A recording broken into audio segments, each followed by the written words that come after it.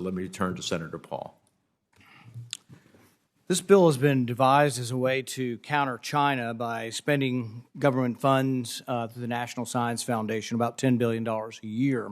I think it's important before we add $10 billion a year to the National Science Foundation, this will be Paul Amendment 2, that we look at a little bit of how successful they've been. We haven't authorized them in years, but we just keep funding them. They currently spend about $8 billion, so this would more than double their budget. Government, as we all know, lacks the profit motive and is inherently less efficient than the marketplace. Congress has doled out money again and again to the National Science Foundation only to see the money wasted decade after decade. There's no evidence that it will be any different this time.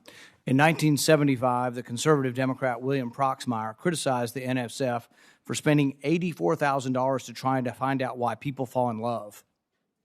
Now, 45 years later, the NSF is still spending money, $585,000 to be exact, to find out how people fall in love, studying online dating habits. The late Senator Coburn similarly criticized the NSF for wasting money. I'm sure we've all heard of the infamous shrimp on a treadmill, the nearly $700,000 project to run a shrimp on an underwater treadmill.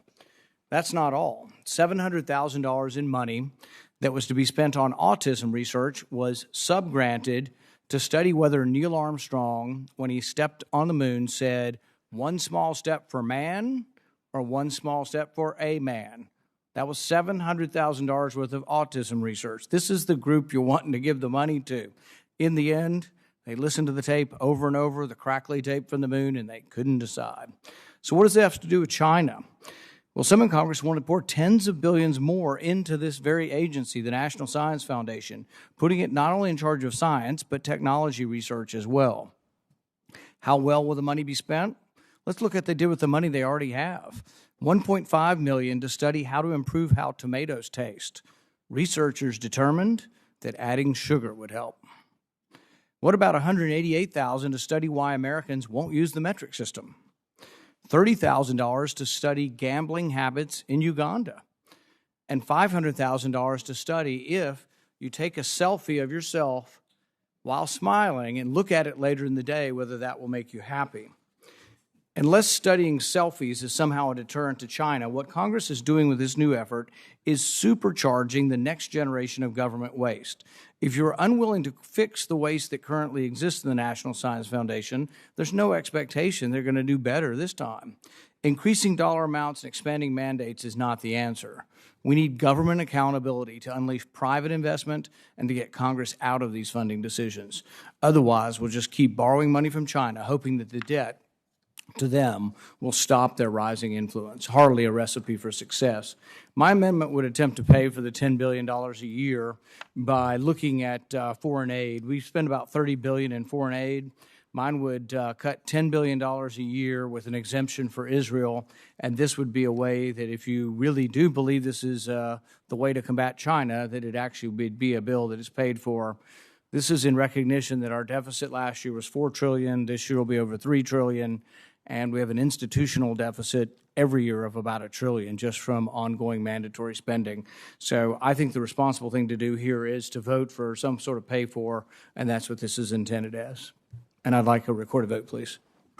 The gentleman asked for a recorded vote. Other members, Senator Risch. Yeah, Mr. Chairman, first of all, I don't disagree with those outrageous examples that Senator Paul has given. Certainly, we need a whole lot more oversight into those kinds of things. But we're getting a little confused here. The Endless Frontiers Act, which is Senator Schumer and Senator Young's bill, deals with the National Science Foundation. That is not included in this bill. What this, as I understand what Senator Paul is doing with this bill, is taking $10 billion out of the assistance budget that was in the 2021 budget that we've already passed and is in place, and is using that to, I guess, cover spending by the National Science Foundation. But I want to be perfectly clear that this bill in no way will fund any of those kind of outrageous things that's been done in the past, and I certainly wouldn't support it if it did. So I'm going to be opposing this particular amendment. Thank you.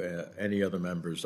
This is an amendment that, if enacted, I think would have some serious consequences in terms of $10 billion a cut in foreign affairs spending.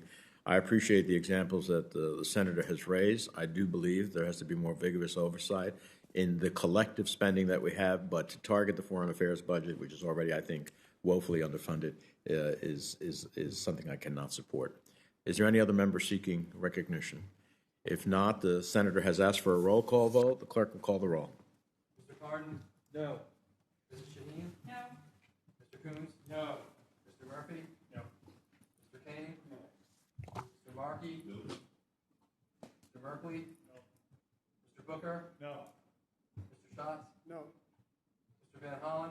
No. Mr. Risch? No. Mr. Rubio? No. Mr. Johnson? No. Mr. Romney? No. Mr. Portman? No by proxy. Mr. Paul? Yes. Mr. Young? No by proxy. Mr. Barrasso? No. Mr. Cruz? Aye. Mr. Rounds? No. Mr. Hagerty? No. Mr. Chairman? Nope. Clerk will report. Mr. Chairman, the yeas are 2, the nays are 20. And the amendment is not agreed to.